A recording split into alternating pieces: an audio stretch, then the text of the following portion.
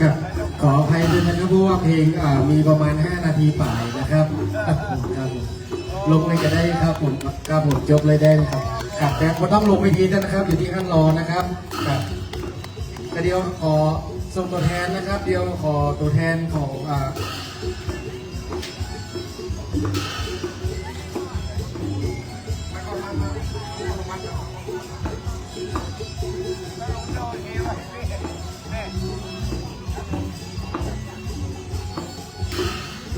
รับขอพระแดงนะครับมามอบน้ำใจเล็กน้อยจากตัวแทนของคณะวัดยางพระธาตุนะครับสัตว์เลยนะครับกับพี่น้อยถ่ายรูปครับพี่น้อยถ่ายรูปครับยืนอยู่ตรงกลางเลยครับตรงกลางนะครับพระแดง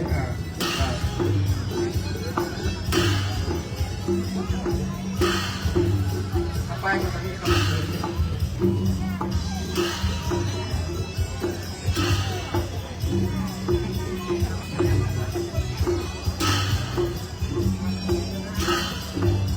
นะครับถ่ายรูปนะครับ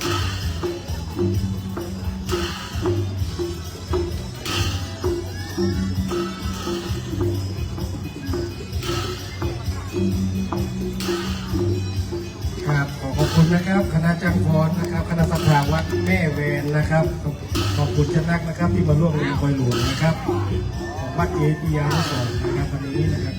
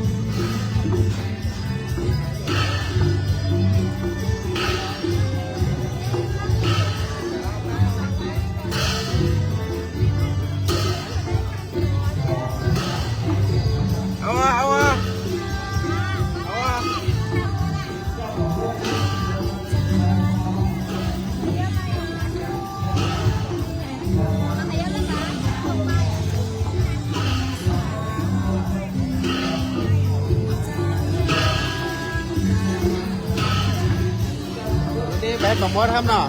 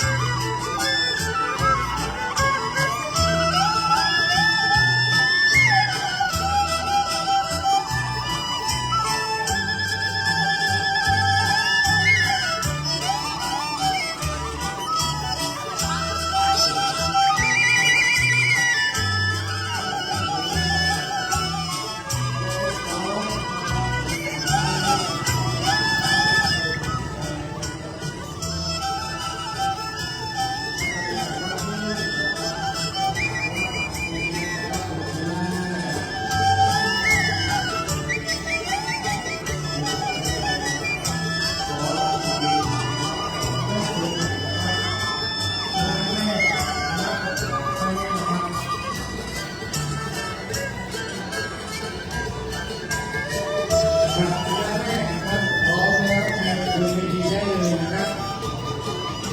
ราชการวัดสังกาใต้นะครับจะพร้อมกับมือสังกาแดงครับพร้อมเป็นเพลงของวัดนะครับเพลงวัดสังกาใต้นะครับตอนนี้เพลงอยู่ที่ท่านเพื่อนแล้วนะครับพร้อมที่เป็นวัดสังกา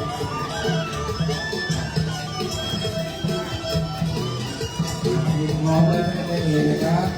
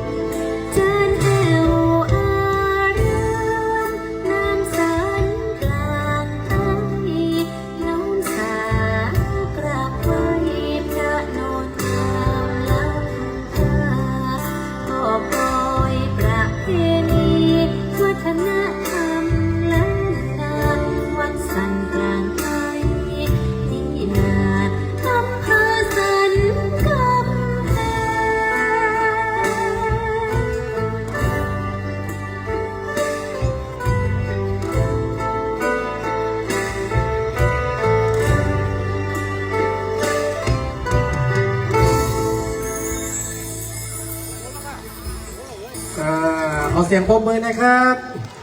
จากคณะเจ้าฟ้อนวัดสันกลางใต้นะครับอำเภอสันกำแพงจังหวัดเชียงใหม่เฮานะครับ วันนี้มาในชุดฟ้อนสวยงามมากนะครับงามขนาดเลยครับเหมือนกับเปิ้ลมาประกวดฟ้อนเลยนะครับ วันนี้นะครับครับช่างภาพถ่ายรูปก่อนนะครับครับผมกันเดียวขอตัวแทนนะครับของมู11นะครับประธานแม่บ้านนะครับไม่หลวงวันนะครับครับมอบสินน้ำใจเล็กน้อยนะครับให้กับคณะจ้างฟ้อนนะครับวัดสันกลางใต้นะครับเชิญขึ้นเวทีได้เลยครับครับครับทางเจ้าฟ้อนอยู่บนเวทีก่อนนะครับเดี๋ยวรับมอบรางวัลนะครับ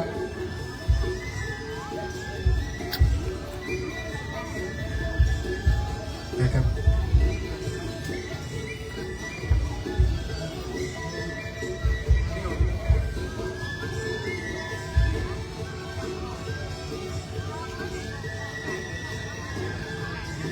เดี๋ยวนะครับถ่ายรูปกันครับจ้าน้อยครับ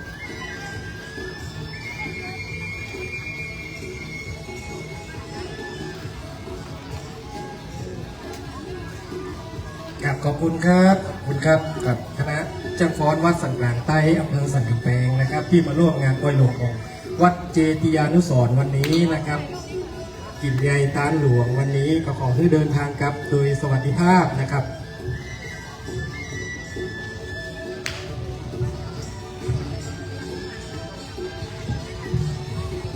ครับเชิญหาน้ำอาหารว่างนะครับกับคณะด้านหลังได้เลยนะครับ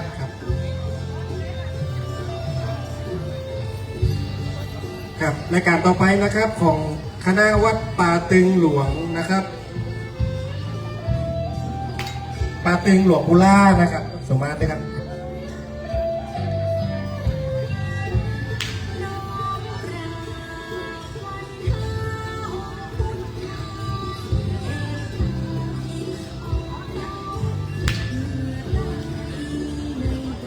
ครับพร้อมแล้วขึ้นเวทีได้เลยครับ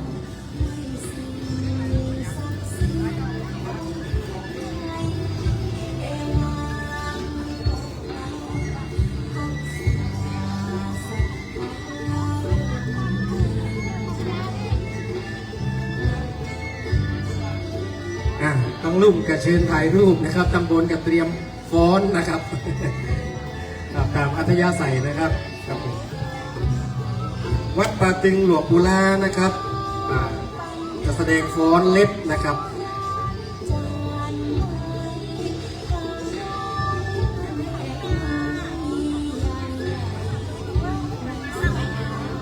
กับจำนวน8ท่านด้วยกันนะครับ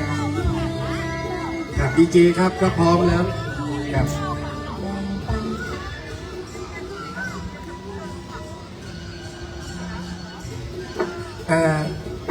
สมมาตรนะครับเพลงมันจะมีประมาณ5 นาทีกว่านะครับ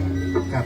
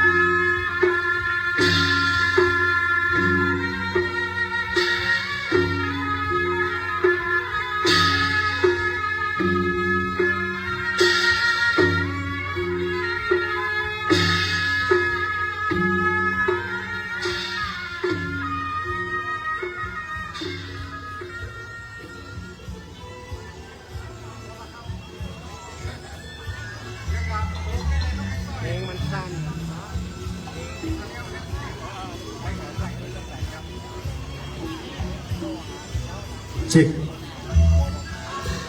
ครับเพลงมันสั้นไปน้อยนึงนะครับ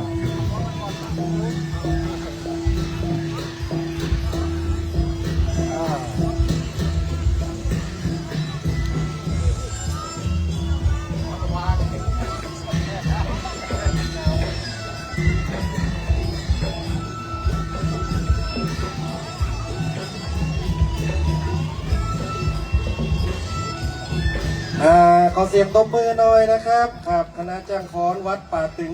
หลวงปู่ลานะครับครับวันนี้ก็ได้มาร่วมงานฉลองวิหารงานโปรยหลวงวัดยางประทาดของเรานะครับครับกำลังอยู่บนเวทีรอกำหนึ่งนะครับขอตัวแทนคณะทีมแม่บ้านนะครับครับมามอบรางวัลเป็นน้ำใจเล็กน้อยให้กับทีมงานจ้างฟ้อนนะครับครับขึ้นมาเลยได้เลยครับแล้วก็ขอจ้างภาพมาถ่ายรูปโดยนะครับ นี่ครับงานกองวัดครับ เอาครับปีนี้แล้วครับครับ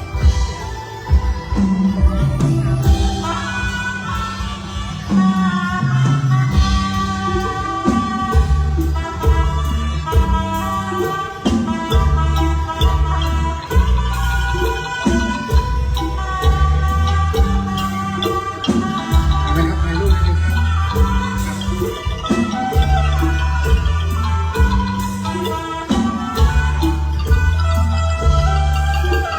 ขอบคุณท่านนะครับเดี๋ยวลงไปหาน้ำกินข้าวกินน้ำกันนะครับไปปิ๊กนะครับครับ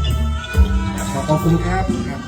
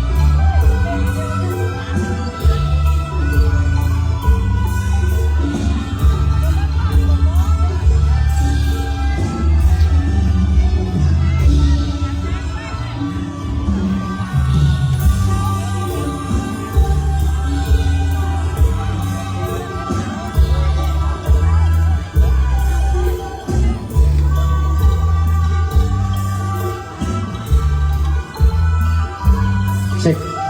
กับรายการต่อไปนะครับ อันนี้ศรัทธาของวัดยางประทาดนะครับทีมงานจ้างฟ้อนนะครับ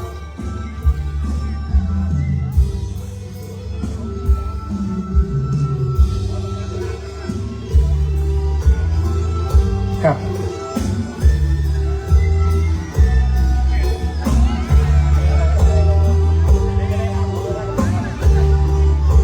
ครับคณะศรัทธาวัดยางพระธาตุนะครับทีมงานของวัดของเขานะครับวัดยางพระธาตุนะครับวันนี้จะขึ้นมาแสดงฟ้อนตำนานของวัดยางพระธาตุนะครับ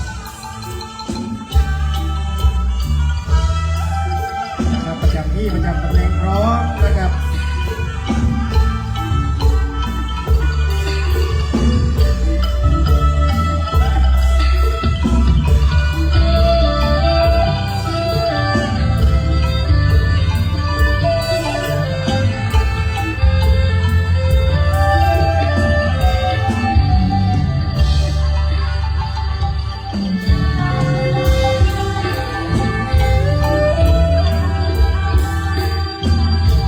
ค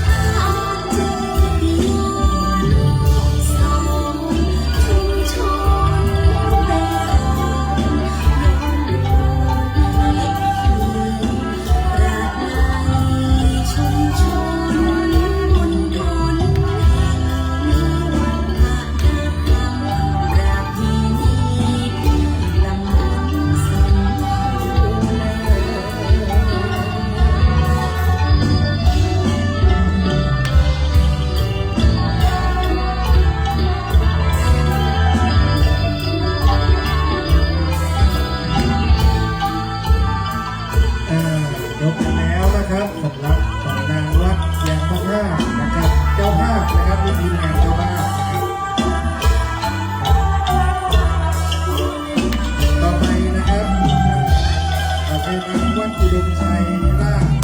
อำเภอแม่ริมนะครับครับฟ้อนเล็บนะครับฟ้อนเล็บนะครับพร้อมแล้วเชิญบนเวทีได้นะครับครับขอประกาศย้ายรถนะครับรอตอผอ6260นะครับดีแม็กกระบะนะครับช่วยไปที่ย้ายช่วยไปย้ายรถท่านด้วยนะด่วนนะครับครับผอ6260นะครับดีแม็กนะครับเป็นรถกระบะนะครับครับขอแจ้งประกาศย้ายรถนะครับครับท่านที่เป็นเจ้าของรถนะครับผอ6260นะครับดีแม็กนะครับกลับไปที่รถของท่านด่วนเลยนะครับตรงนี้นะครับ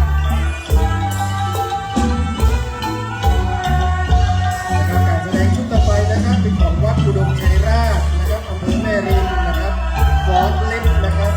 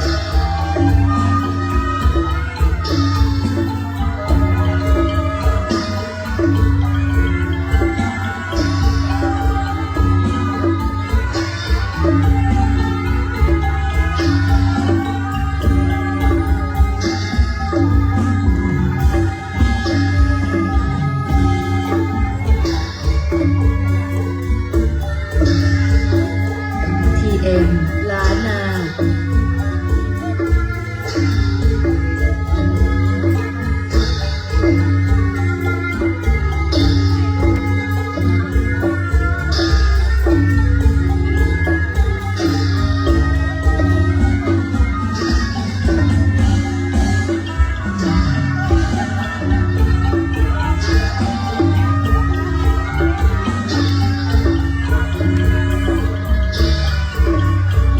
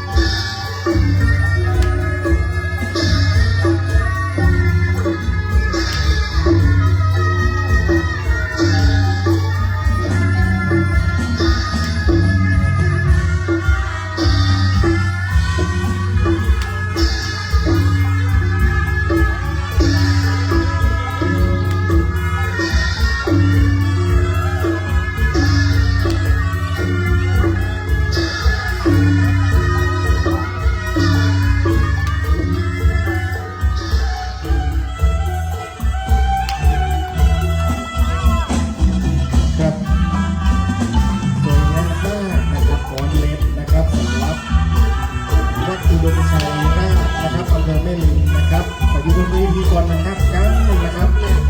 กับเชียร์ทางทีมงานคณะกรรมการของวัดดีเชียร์สอนครับก็ติดน้ำใจเล็กน้อยนะครับกับทีมงานจันทร์นะครับ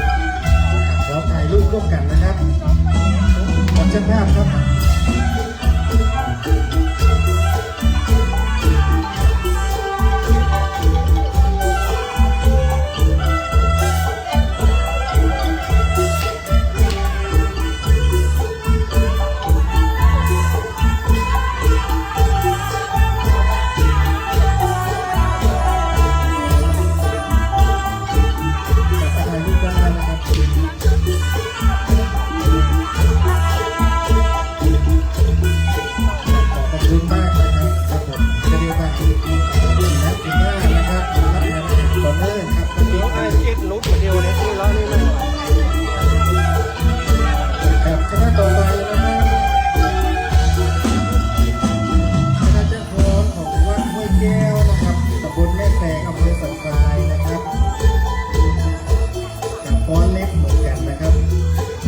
แล้วเชิญบนวีดีได้เลยนะครับ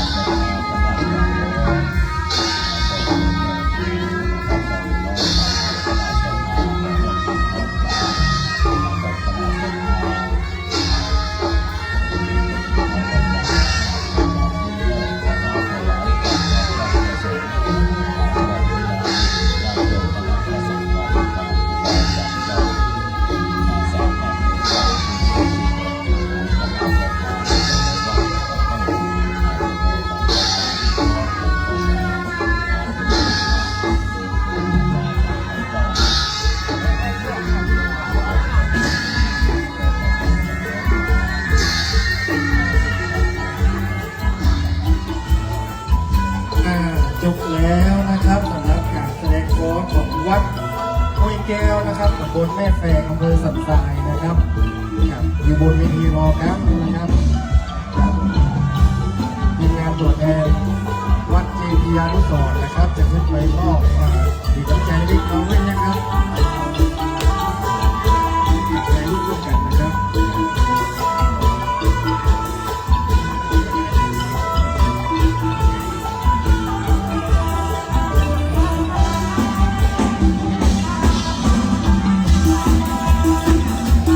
ขอบคุณครับกดที่เกิดนะได้ดีกว่าเรื่องนะครับได้เลยนะครับได้จากคนนะครับรับการแสดงชุดต่อไปนะครับ เป็นการแสดงฟ้อนเล็บนะครับของวัดที่นี่วนารามนะครับอำเภอสันทรายนะครับรับร้องได้เชิญได้เลยนะครับ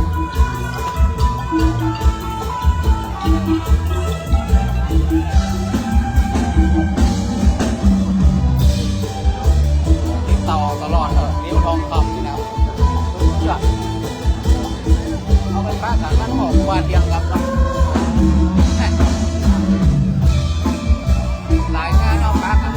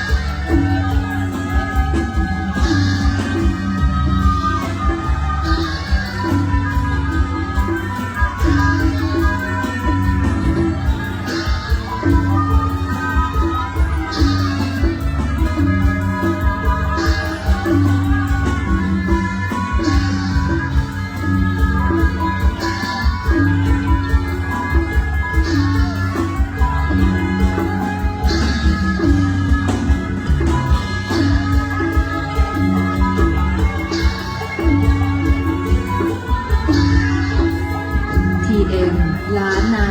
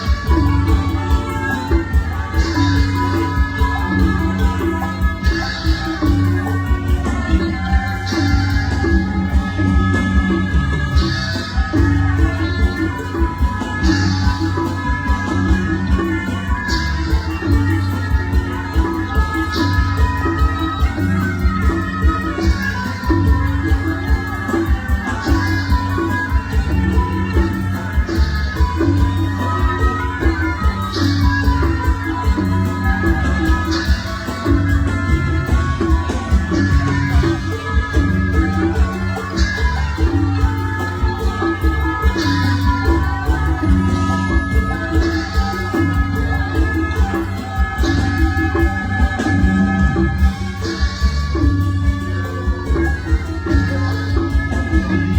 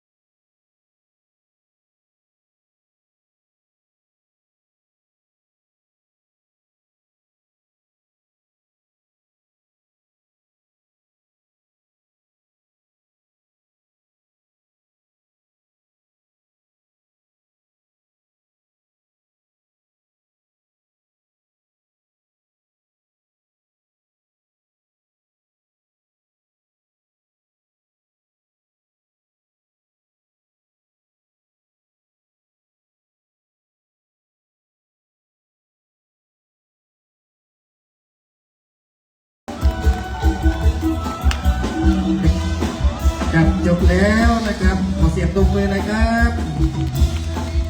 ครับสำหรับวัดเมืองเลงอำเภอสันทรายนะครับฟ้อนประกอบเพลงนะครับครับอยู่บนเวทีรอแป๊บหนึ่งนะครับเดี๋ยวจะครับขอทีมงานครับขอทีมงานครับทีมงานครับผมก็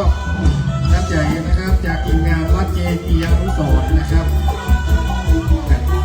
ให้กับคณะจังฟ้อนนะครับวัดเมืองเลงสันทรายนะครับครับถ่ายรูปกันนะครับ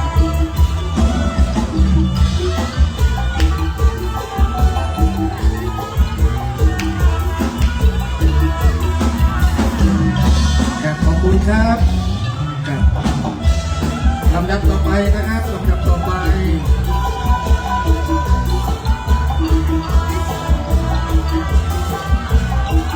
จะเป็นคณะสภาวัดบ้านมอนนะครับต้นโพนะครับ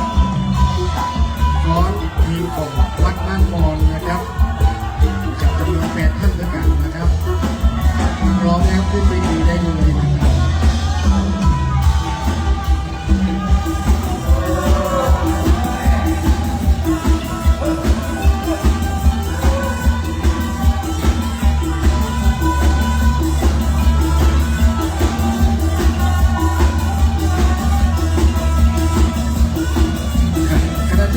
ถ้าเข้ามาในพื้นที่นะครับหลังจากเซ็ตถวายแล้วนะครับเชิญมาลงทะเบียนในขั้นดีๆนะครับ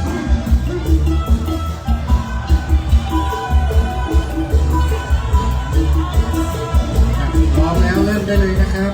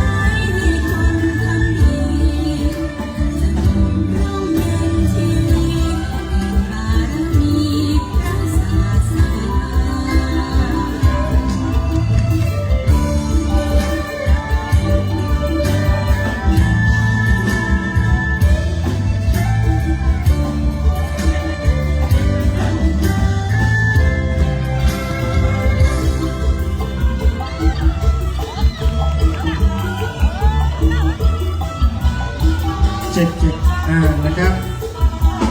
สำหรับวัดบ้านมอนนะครับวัดนี้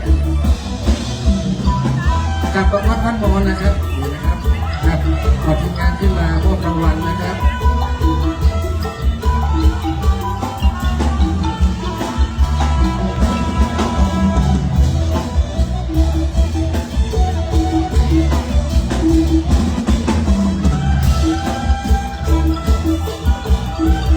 ทางนั้นหันหน้าไปทางสักข้าง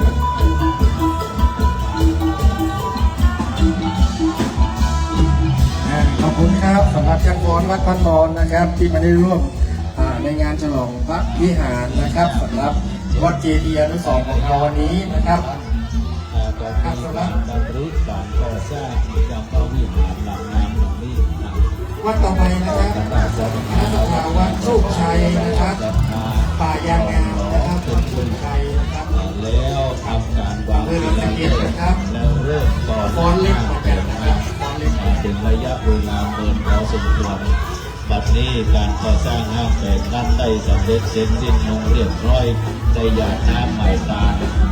เป็นสมบัติของพระศาสนาเรียบร้อยแล้วบัดนี้เราก็เจริญเจริญไปแล้ว ทีมงานที่มาร่วมฟอนนะครับถ้าเกิดว่าฟอนเล็กเหมือนกันนะครับก็อยากจะร่วมฟอนพร้อมกันแจ้งได้ที่ตัวทางผมให้นะครับให้ผมจะประกาศฟอนร่วมกันได้นะครับเป็น2คณะด้วยกันนะครับ ได้หลายลูกแล้ว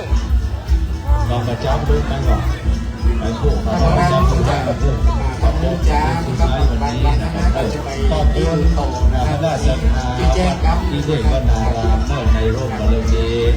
แห่งหลวงพ่อท่านพระโพสีปัญญาพุทธหลวงพ่อเจ้าคณะตำบลหนองหานเจ้าอาวาสวัดที่เด็กวนาราม เรียบร้อย น้องนำคณะสภามา ครับ มาตาม ท่านกับ2คณะนะครับคือแบบบนเวทีขยับเล็กกว่าครับน้อยเนี่ยนะครับขยับไปนิดนึงนะครับครับของมาซักงามเนี่ยเป็นคณะนึงเนาะเพราะว่าฟอ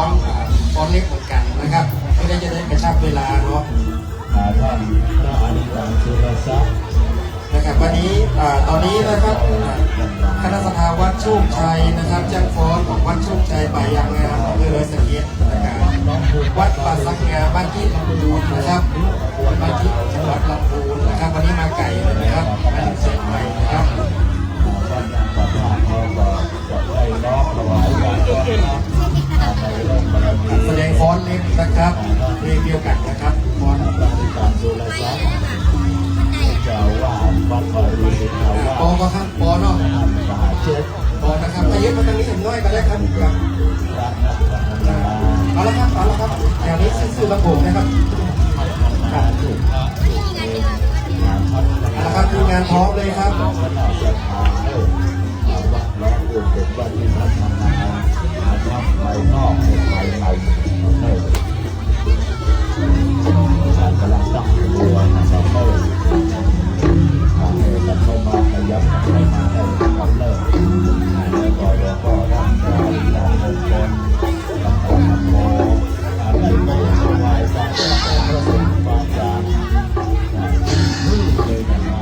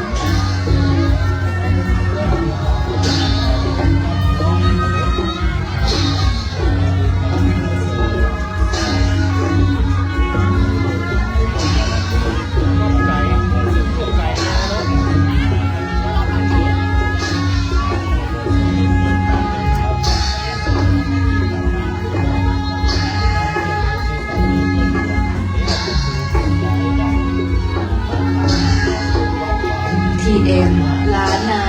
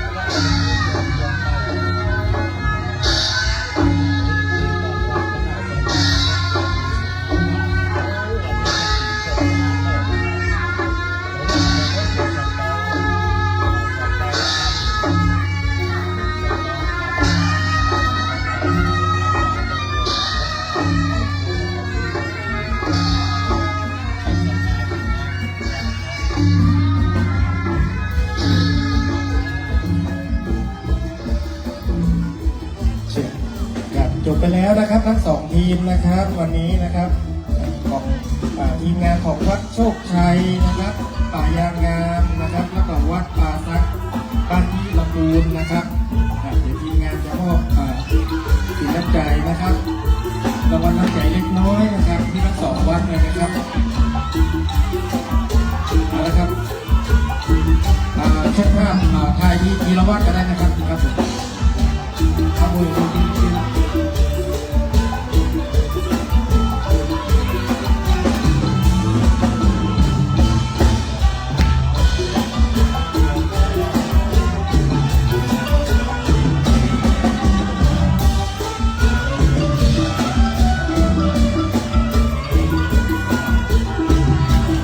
ขอบคุณครับขอบคุณทั้งสองทีมเลยนะครับสำหรับทีมของวัดโชคชัยและก็ทีมวัดป่าซักนะครับบ้านที่ลำพูนนะครับต่อไปจะเป็นทีมของวัดลายมูลนะครับอำเภอสันทรายนะครับเป็นเพลงคำชะโนดนะครับมองกันสู่วีดีได้เลยนะครับวัดสายมูลนะครับ การก่อสร้างพระวิหารหลวงหลังนี้ใช้ทุนทรัพย์ในการก่อสร้างถึงงบถึงมวลตั้ง11,881,000 บาทสวยสดงดงามศรัทธาพี่น้องเราต่างหลายถือว่าได้ช่วยกันก่อสร้างได้ช่วยกัน สี มา ทราย ก มูลนะครับครบทั้งสีเลยนะครับครับผมขอบคุณมาให้เลยนะครับ คณะสถาวัดวารีนาวาสวัดหนองบุญนะครับไปสารนิมนต์มาจากในก็สู่บรรดาทางกรเนอะ ในคำชะโนดนะครับวัดสีทรายมูลอำเภอสันทรายนะครับพร้อมแล้วดนตรีเริ่มได้เลยนะครับ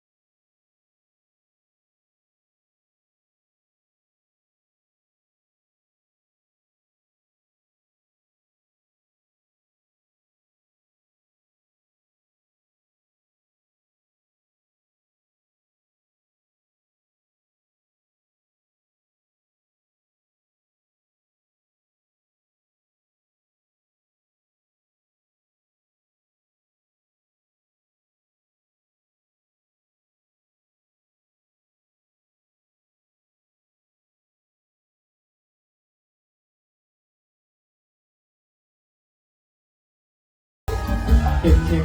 ครับขอขอบคุณนะครับสำหรับเพลงคำชะโนดวัดศรีทรายมูลนะครับอำเภอสันทรายนะครับรับสินใจจากทีมงานนะครับ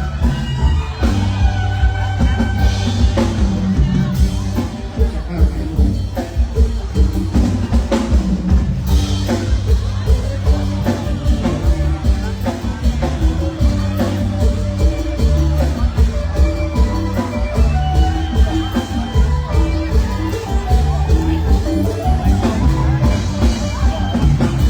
ขอขอบคุณนะครับแจ็คพอนะครับวัดศรีทรายมูลนะครับกับลำดับต่อไปนะครับ เราจะขอมิกสองวัดรวมกันนะครับแจ้งมาวัดบ่อซางนะครับเป็นขอเล็กนะครับวัดบ่อซางวัดสันสีอยู่ตรงนี้ครับวัดสันสีครับวัดสันสี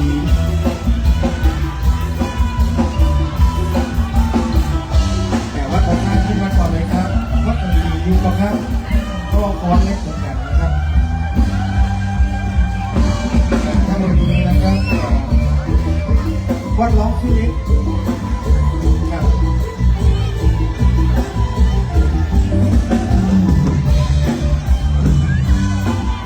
ครับวัดไม่เคยหัวครับใครหัวร้องครับร้องเล็กถ้าผมร้องโมบิลเนี่ยครับผม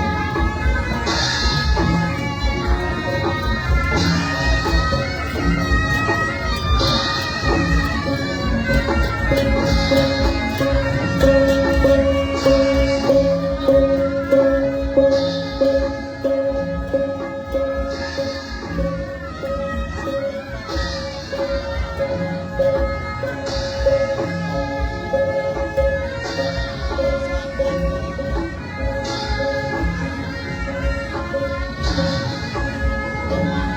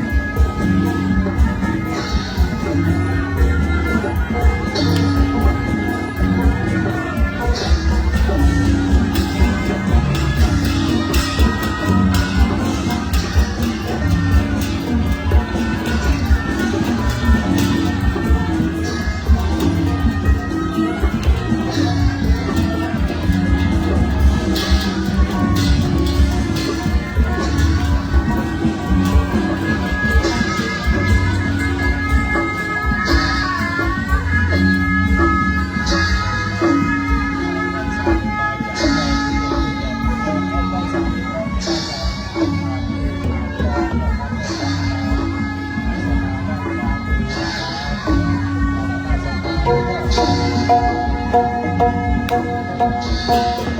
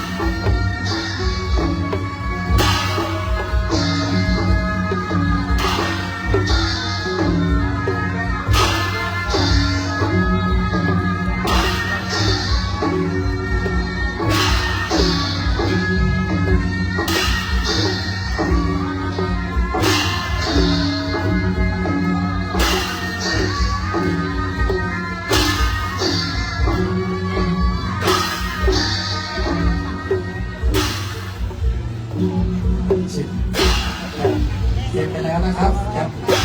2 วัดนะครับร่วมกันนะครับฟ้อนเล็กนะครับสำหรับวัดกองบุญแล้วก็วัดสันสีนะครับ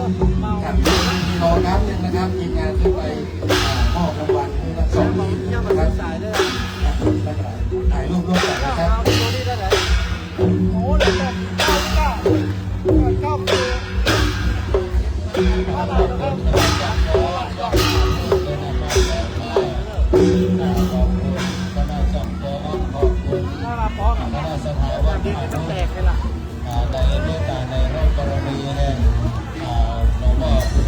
ครับขอบคุณครับทั้ง2 วัดเลยนะครับวัดสันสีและก็วัดกองบุญนะครับครับลำดับต่อไปนะครับจะเป็นการแสดงฟ้อนเล่าขานตำนานวัดป่าแดงนะครับของวัดป่าแดงนะครับบ้านป่าสันสงนะครับมองและเชิญที่ไหนที่ได้เลย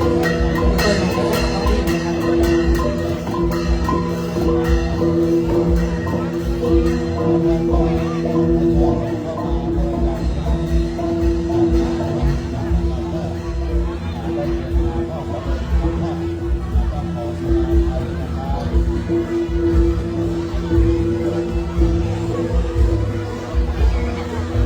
หลังจากทีมนี้แล้วนะครับขอแจ้งล่วงหน้าสำหรับทีมวัดร้องที่เล็กนะครับแล้วก็วัดกกลุ่มนะครับ2 ทีมนี้นะครับฟ้อนเล็กเหมือนกันนะครับขอแจ้งเตรียมพร้อมเลยนะครับเดี๋ยวผมจะมีแสดงเป็นนะครับต่อไปจากของวัดป่าแดงนะครับ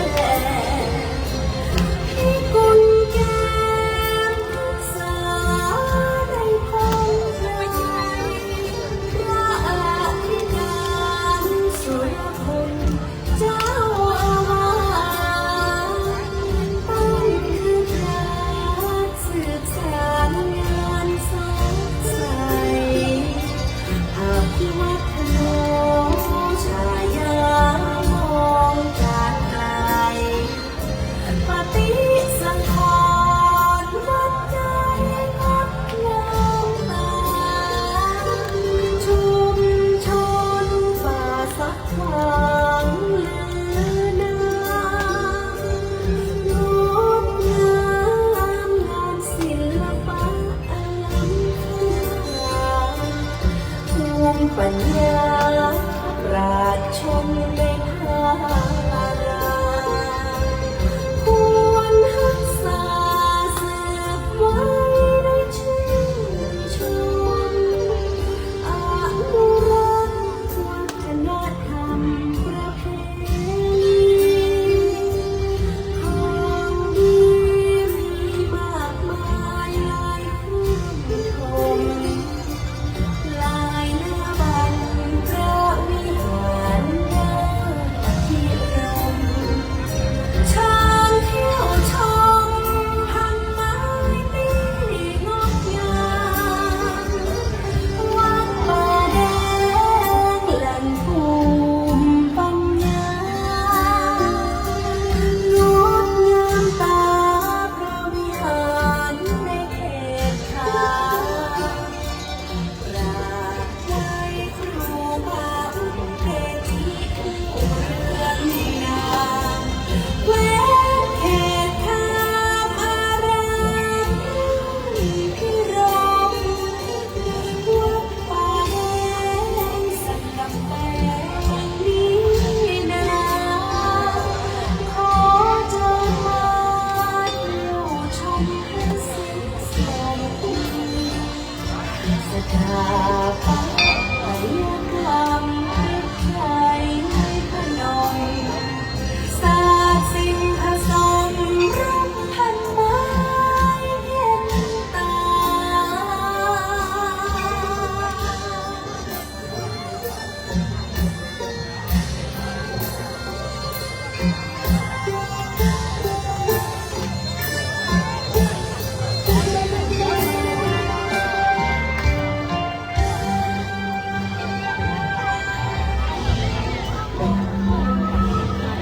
เช็คขอเสียงตบมือเลยครับสำหรับวัดป่าแดงนะครับครับเดี๋ยวเรารับถ่ายรูปร่วมกับทีมงานคณะมอบสิ่งแจกเล็กน้อยนะครับ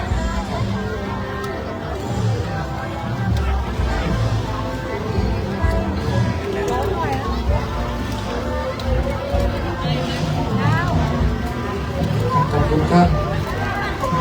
ทีมต่อไปนะครับตะกี้ผมกำลัง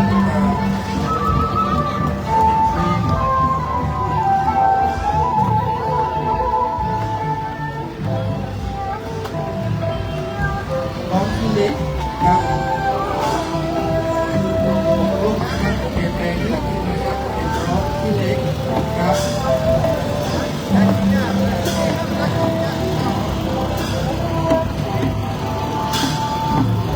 น้องที่เล็กนะครับ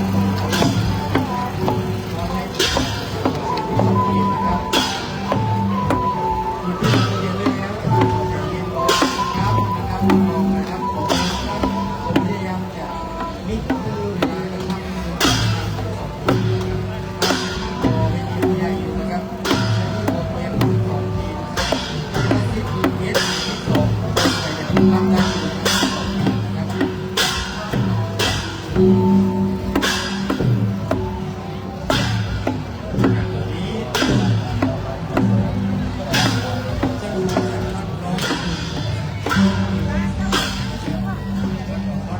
ที่เล็กร้อยสิบเอ็ดสองปีนะครับ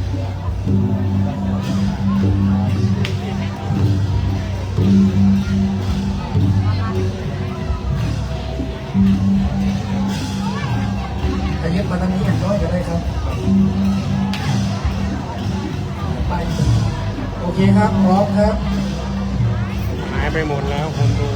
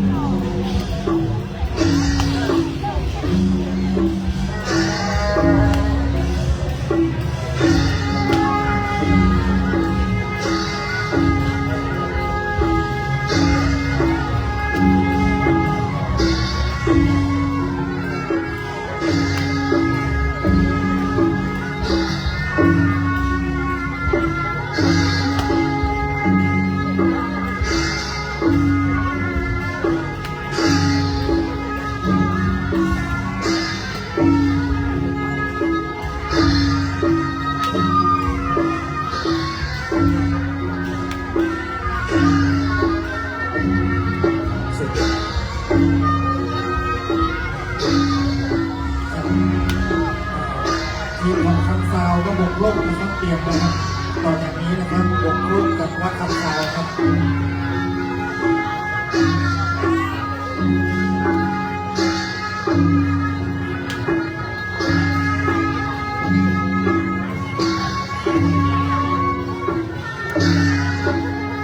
TM ล้านนา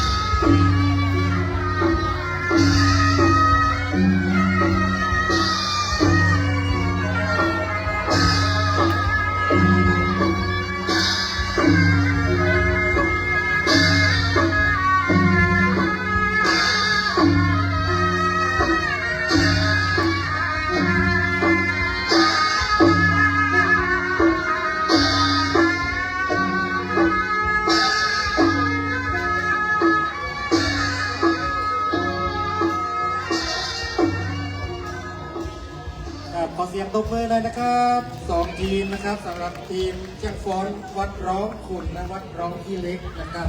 วัดวารีสุภาวาสนะครับหรือวัดร้องขุนนะครับครับทีมงานครับมอบรางวัลนะครับทั้งสองทีมเลยนะครับ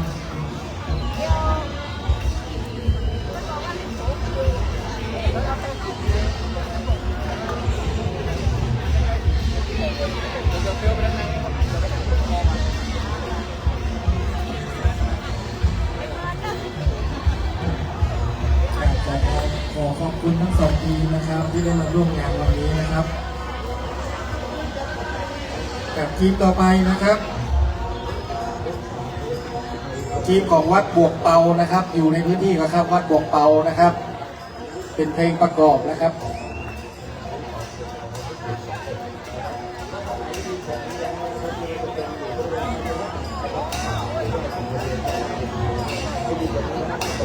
ครับสำหรับเพลงนี้ทีมเดียวนะครับวัดบวกเปานะครับเป็นเพลงประกอบนะครับหลังจากนี้นะครับจะเป็นวัดบวกกลกกับวัดคำซาวนะครับเป็นฟ้อนเล็บนะครับเตรียมตัวได้เลยนะครับหลังจากทีมนี้เสร็จนะครับจะเป็นการแสดงของวัดบวกกลกและวัดคำซาวนะครับสองทีมนี้เตรียมนะครับ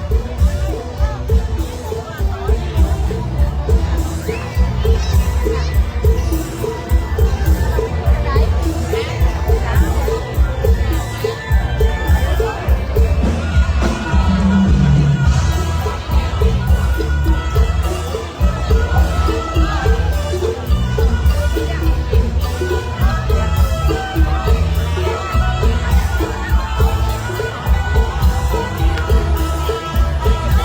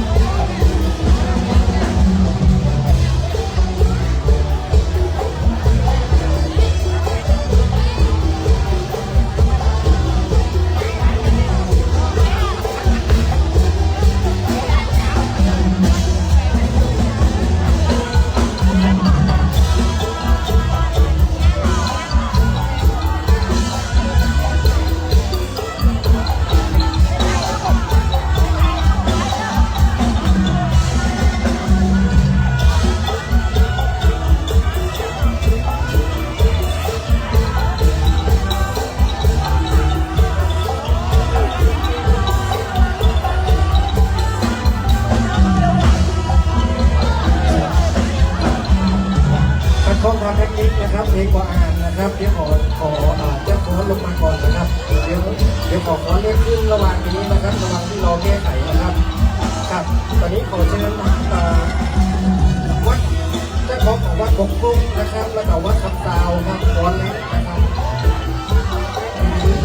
ให้ดูที่คือยกมือได้เลยนะครับเพื่อผู้ที่การเสียเวลาเนาะขึ้นได้นะครับห้องน้ำที่มีนิดนึงนะครับกำลังแก้ไขอยู่นะครับตอนนี้ขอเชิญทีมคณะรำวงย้อนยุคนะครับของวัดคำตาวนะครับและของวัดบกกรุงนะครับร้อนเล็กเหมือนกันนะครับเราได้ลองดูนะครับร้อนเล็กนะครับอยู่บนรถซีนะครับขึ้นไปแจ็คได้เลยนะครับ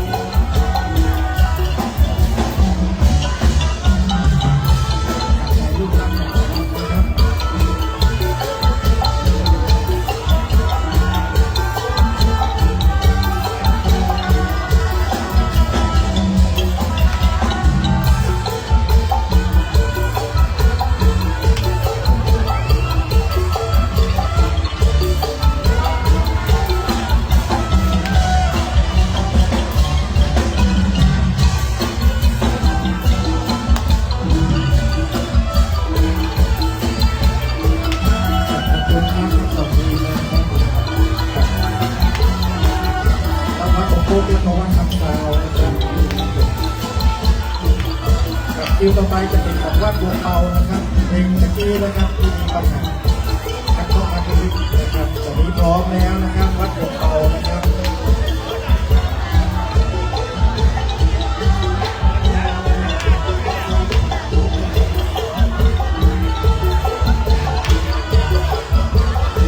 ทีมที่คณะวัดที่ส่งเจ้าคอนมาเป็นคอนนี้นะครับมีผมจะแจ้งรวมกันเป็น2ทีมนะครับคอนไม่เหมือนกันนะครับ2ทีมแล้วก็มีบางทีถ้าเพื่อนอยากจะฟ้อนร่วมนะครับทางหน้าเวทีก็ได้นะครับข้างล่างนะครับจะแจ้งมาทีนี้นะครับถ้าทีมไหนจะร่วมใน3ทีมหรือทีมแจ้งมาได้เลยนะครับแต่ตอนนี้ผมแจ้งแค่2ทีมนะครับ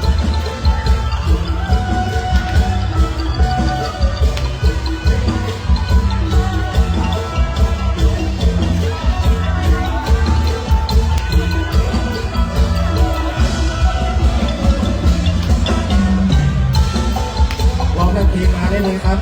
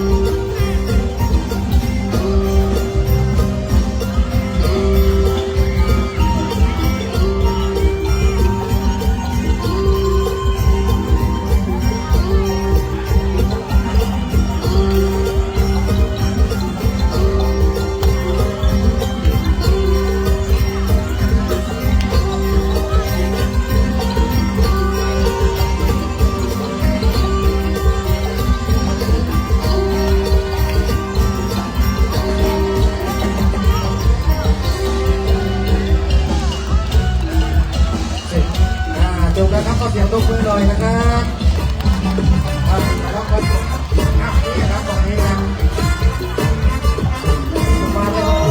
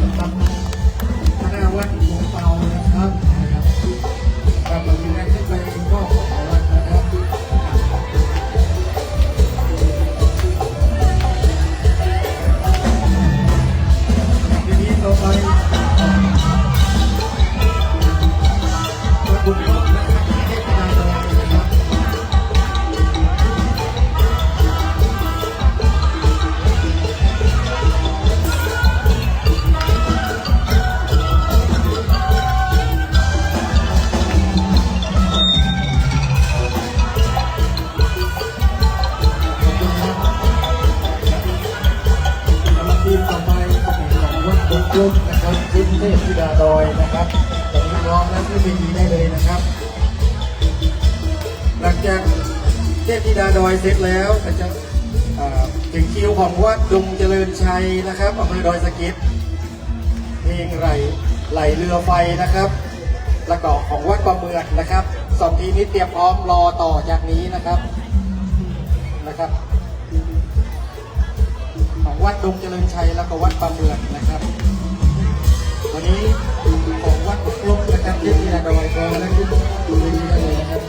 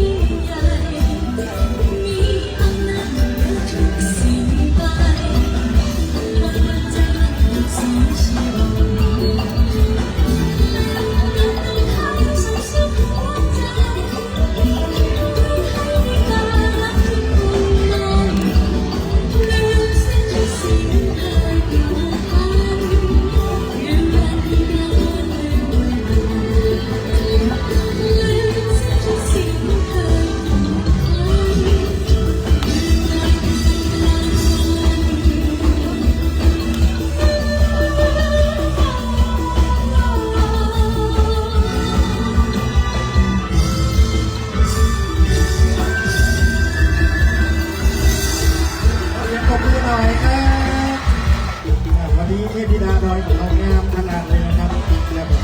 ครับขอเชิญทีมงานนะครับมอบรางวัลนะครับเอาพี่ส่งทีมงาน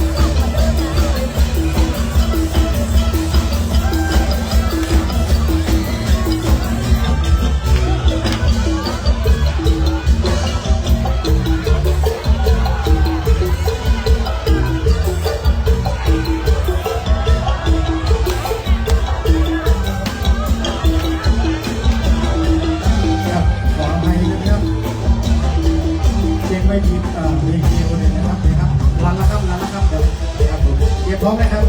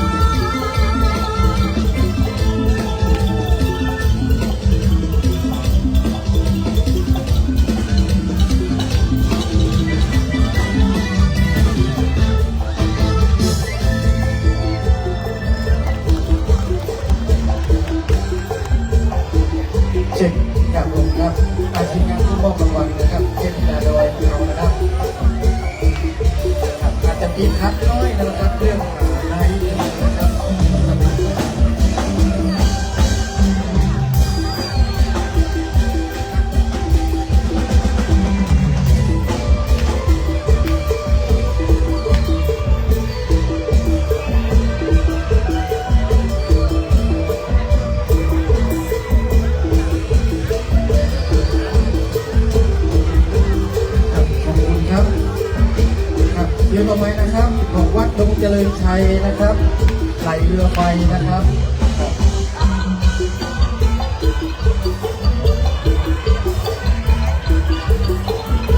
แล้วหลังจากไหลเรือไฟแล้วนะครับเป็นของวัดประเมือนนะครับทีมงานประเมือนเตรียมพร้อมนะครับตอนเดิมนะครับวัดประเมือนหลังจากนี้แล้วผมจะแจ้งประมาณ4 ทีมนะครับเป็นฟ้อนเล็กนะครับเป็นฟ้อนเล็ก4 ทีมเลยนะครับข้างบน2รุ่ม2นะครับถ้าสะดวกมาได้นะครับผมจะแจ้งนะครับว่า4 ทีมที่เป็นในห้องนะครับวัดไหนบ้างนะครับ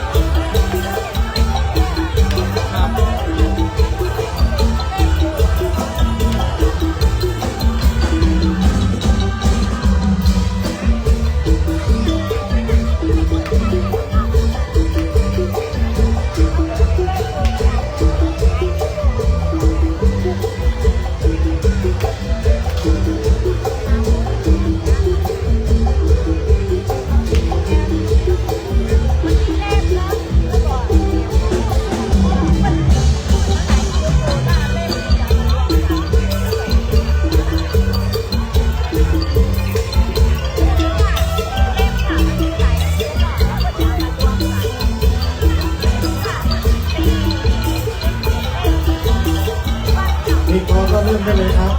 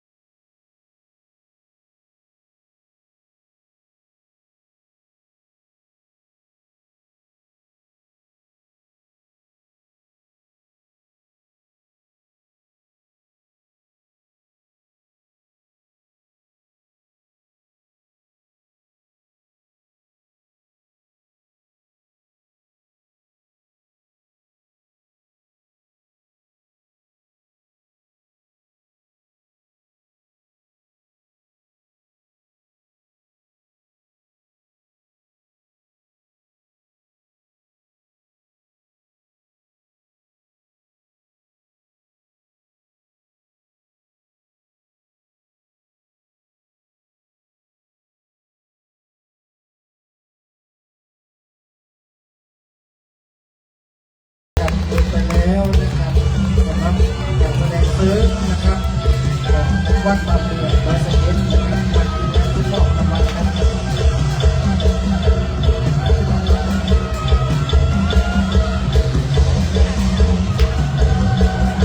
แล้วก็เดี๋ยวจะเป็นตัวเล่นนะครับวันนี้เราจะร่วมรับนะครับ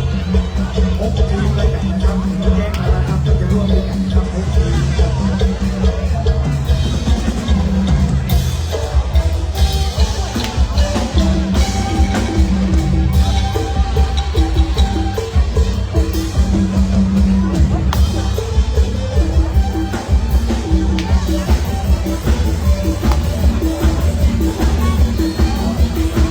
ขอบคุณครับขอบคุณครับวัดประเมืองครับก่อนเชิญนะครับ ต่อไปนะครับจัดทั้ง6 ทีมเลยนะครับตรงนี้นะครับแจ้งมานะครับวัดอยู่กับปีนะครับเด็กๆขึ้นข้างบนอะไรนะครับวัดอยู่กับปีวัดปัตตุนีนะครับและก็วัดศิลารามนะครับวัดท่ารั้วและก็วัดลงปฏิษฐ์ได้ลินนะครับของตำบล3 ลุ่ม 3นะครับไปลองแก๊ปที่ดูเนาะก็จะมีของของตำบล3 ลุ่ม 3เพราะว่าเป็นของเล็กเหมือนกันนะครับมีน้องๆช่วยเล่นนะครับของน้องๆในตำบลเนาะ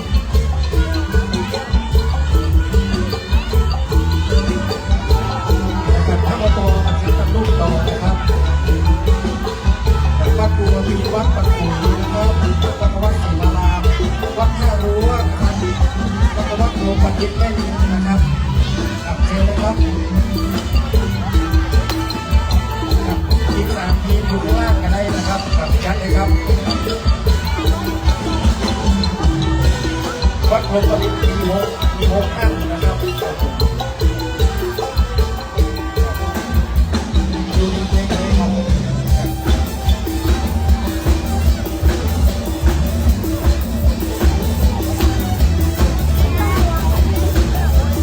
หลังจากนี้จะเป็นของวัดวังทางโดยสเก็ตนะครับพอแก้เรามีนะครับเตรียมพร้อมเลยได้เลยนะครับของวัดวังทางโดยสเก็ตนะครับพอแก้เรามีนะครับเดี๋ยวเราจะรายการนี้นะครับพร้อมหรือยังนะครับ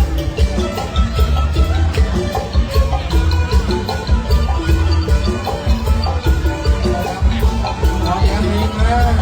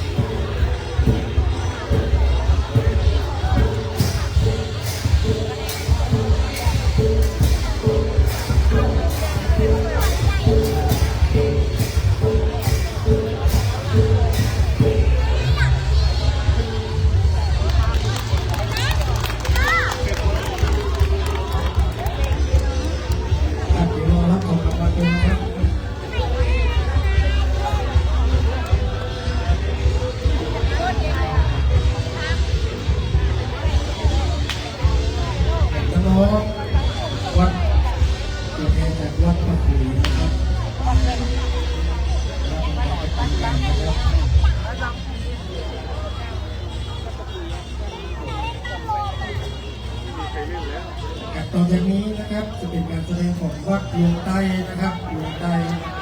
ฟ้อนแอวลวงไตนะครับ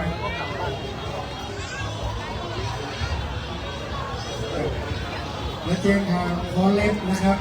ผมขอแจ้งรวม4 วัดนะโดยกันนะครับวัดท่าทุ่มนะครับจะใช้ดนตรีสดนะครับ แต่ว่าอีก3 วัดน่าจะร่วมฟ้อนด้วยกันได้นะครับ วัดพรหมประดิษฐ์นะครับ วัดยางทองและวัดปลาเศร้าหลวงนะครับขอแจ้งเป็น3 ตัวนี้นะครับเป็นฟ้อนเล็กนะครับ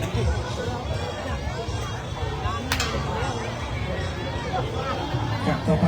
เชิญวัดลงใต้นะครับฟ้อนแอลลงใต้นะครับขึ้นสู่เวทีได้เลยครับ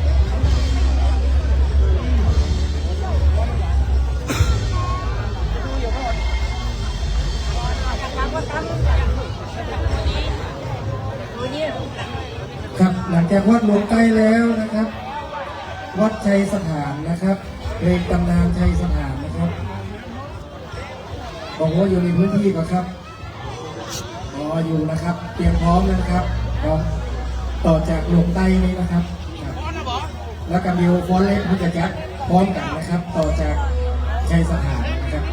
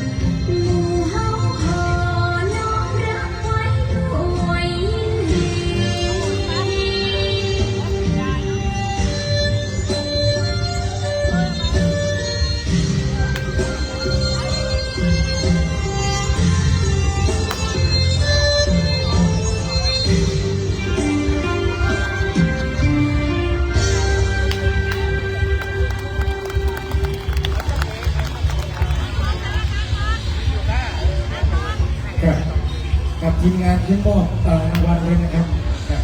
ขึ้นมอบรางวัลนะครับของวัดหลวงใต้นะครับ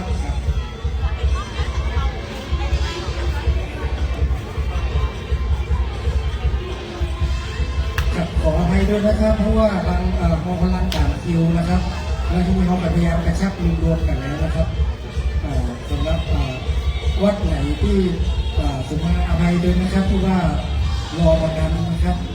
พยายามจับให้มือที่สุดนะครับ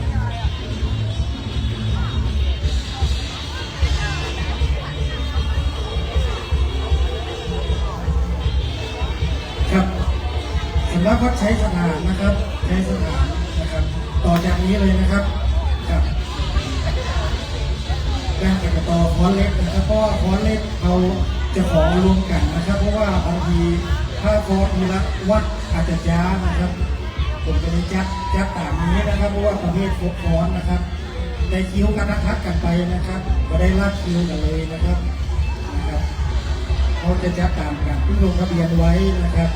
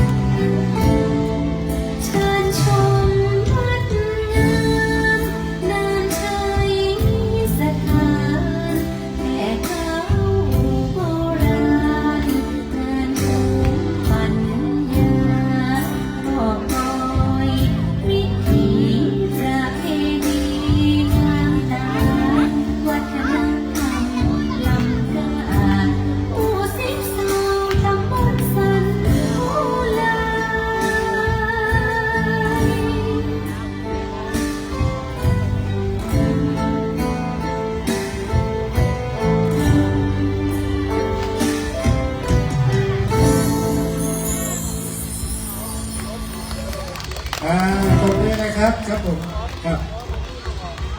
ขึ้นมอบรางวัลหน่อยครับ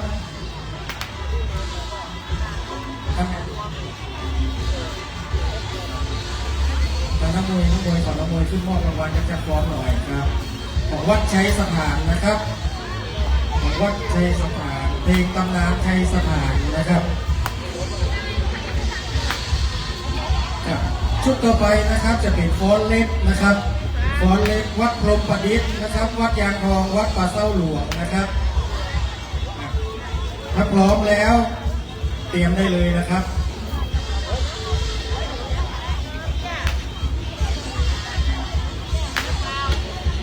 เรือทางประมาณ3วัดนะครับกระโดดแล้วนะครับครับเพราะฉะนั้นใจเย็นๆนะครับได้ฟ้อนทุกวัดแน่นอนเลยครับ จบไปนอนครับแล้วลูกไปไหนต่อครับลูกอันนี้วิ่งรอบในกันไปวันนั้นกับไปพุ้นมันอีกนะไม่ต้องรู้เท้าไม่ให้เงินจะไปหรอ ครับ ฟ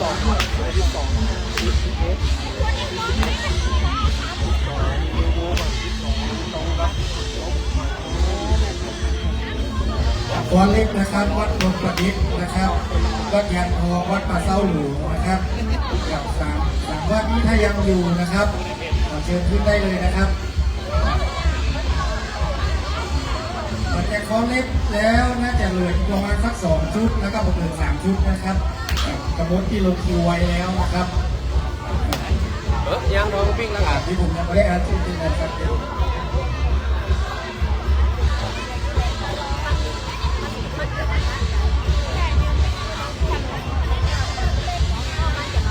ครับเอาเพลงฟอนเล็บนะครับฟอนเล็บผมมีไข่ขึ้นนะครับขยับไปกลางๆเลยครับขยับไปกลางได้เลยครับครับผม มีแล้วครับบอลเลย นะครับที่ลงทะเบียนไว้นะครับได้ฟอนแน่นอนนะครับใจเย็นๆนะครับเพราะว่าเหลือฟอนเล็บจะช้าน้อยนะครับเพราะเพลงมันยาวเนาะหลังจากฟอนเล็บไม่กระจะเวยนะครับ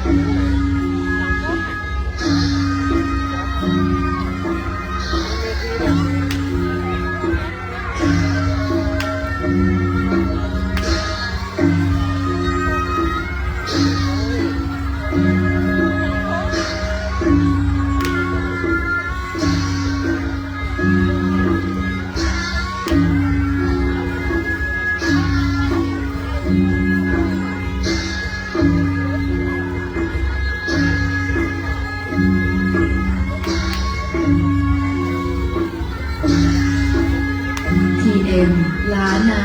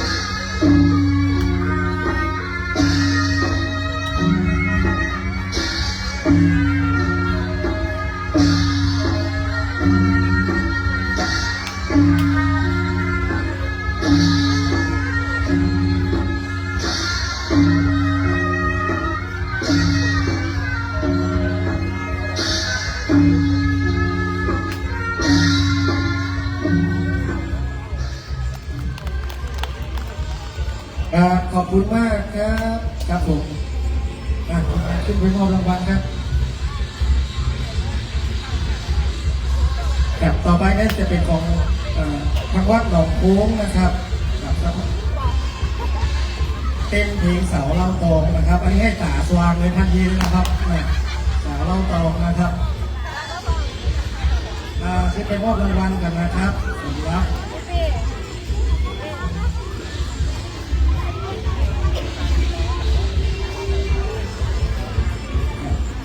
รักปลาเศร้าหลวงท่านก็ครับรักปลาเศร้าหลวงนะครับถ้าได้ผมถ่ายรูปด้วย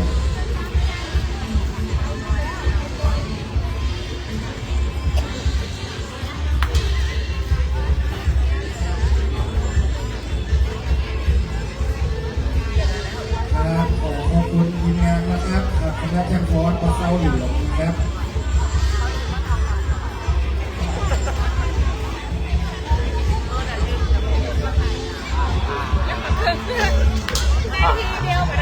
วัดหนองคูนะครับวัดหนองคูสันกำแพงนะครับมีเต้นสาวเล่าตองนะครับวันนี้น้องก็เชิญขึ้นเวทีได้เลยนะครับ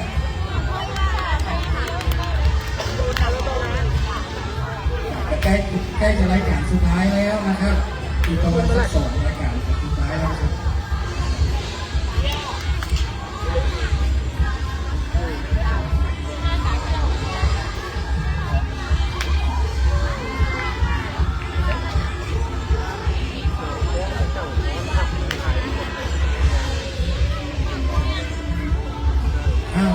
ขึ้นเวทีได้แล้วครับ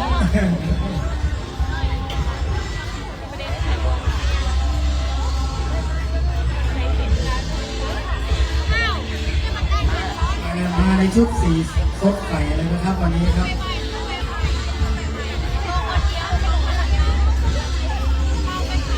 วัดหนองโค้งนะครับอำเภอสันกำแพงนะครับเตรียมพร้อมแล้วเริ่มได้เลยครับ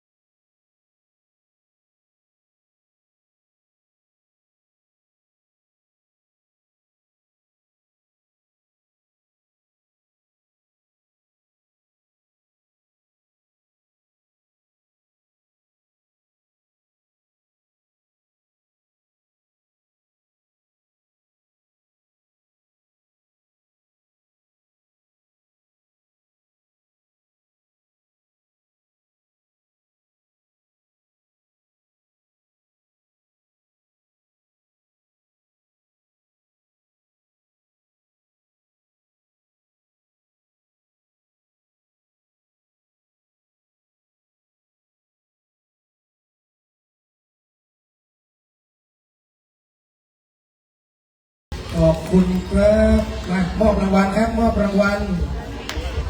ครับ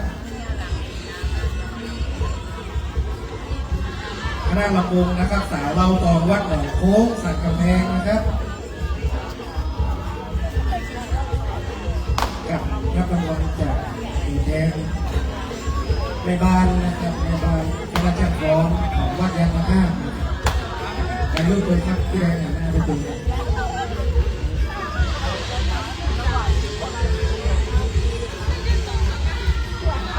ขอบคุณอีกครั้งหนึงนะครับสำหรับวัดหนองโค้งนะครับคณะเต้นเพลงสาวเราตองนะครับครับในการถัดไปนะครับวัดสันกั้งวัดสันปาก้างนะครับสันทรายนะครับครับมาด้วยกัน2เพลงนะครับ2เพลง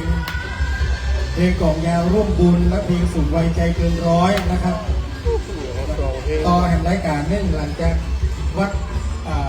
ทางสันปาก้างแล้วนะครับจะเป็นของวัดหนองปูคำนะครับเตรียมตัวได้เลยนะครับ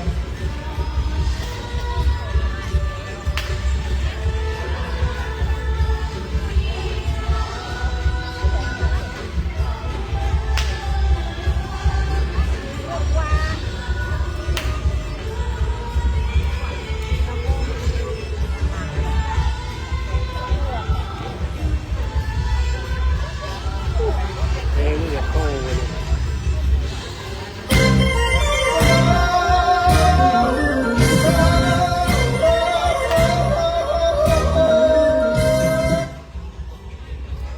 เจ้าเครื่องเล่นเป็นเรื่อง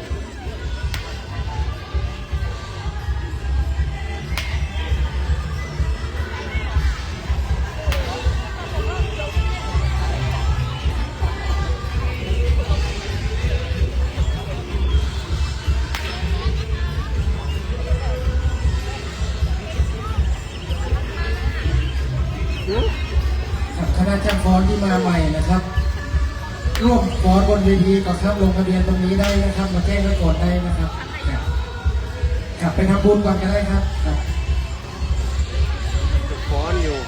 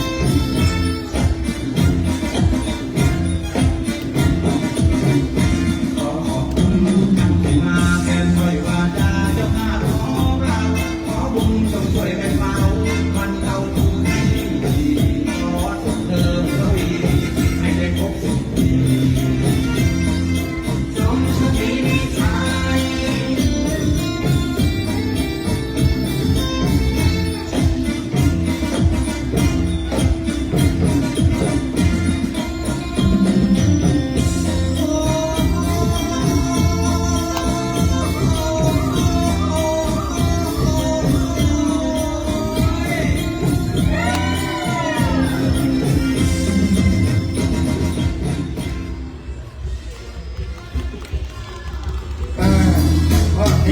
ลงนะครับ2 เพลง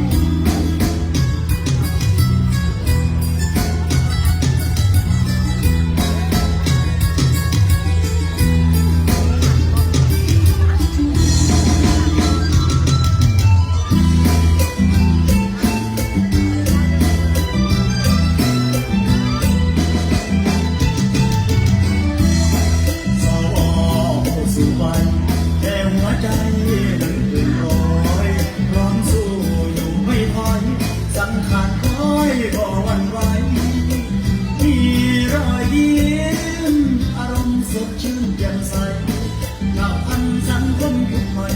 โลกออนไลน์ต้องพัฒนาอายุเป็นเพียงตัวเลขมันไม่ใช่ปัญหาเราเลยเพราะนั้นเท่าแล้วเท่าเลยให้คนเขาได้เบาได้ว่าชีวิตต้องมีความสุขสูงวัยแบบมีคุณค่าขอบคุณกับการเวลาที่ผ่านมาถึงปัจจุบัน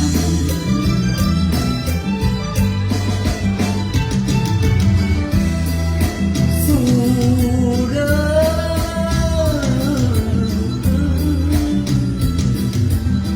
สู่เด้อพ่อสู่เด้อแม่สู่เด้อพวกเขาอย่าให้ลูกเต้าเขามายา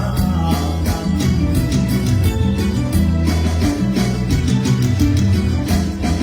ขอบคุณอสมรพสตของถิ่นทั่วไทยที่ให้ความใส่ใจผู้สูงวัยทุกท่านภาครัฐเป็นห่วงเป็นใยมองกันไว้เห็นความสำคัญสัญญาว่าบ่ทิ้งกันให้ยืนยาวมันพันปีหมื่นปีสู่วัยใจเกินร้อยยิ้มเพื่อปล่อยความชราที่จะกลับเชิญออกมาอย่าอยู่คนเดียวโลกนี้มามวนมาต้อนนักกันหัวใจนั้นต้องมีดนตรีความป่วยความสุขที่มีอยู่ดีที่นี่บ่มีซึ้งเศร้ากับคำว่าเอาเศร้าเบาสาเดิน เ